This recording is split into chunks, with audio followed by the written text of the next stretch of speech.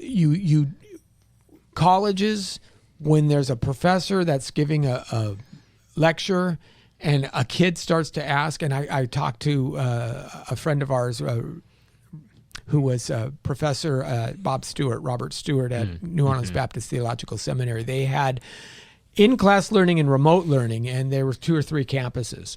But his call was to move to each campus and at least do one in-person lecture at each one. And when he was lecturing in New Orleans, he thought, man, these Fort Worth guys are not expressive, they're not engaging, they're not asking the real questions, even though it's real time and I've got a screen of them and they've got a screen of me.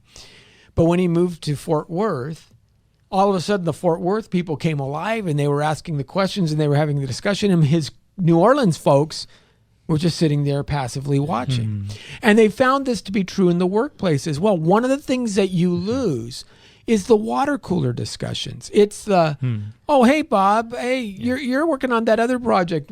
How's it going? Yeah. And when he says, oh, we're trying to get this problem here, and we can't, you know what? We solved that problem for our thing.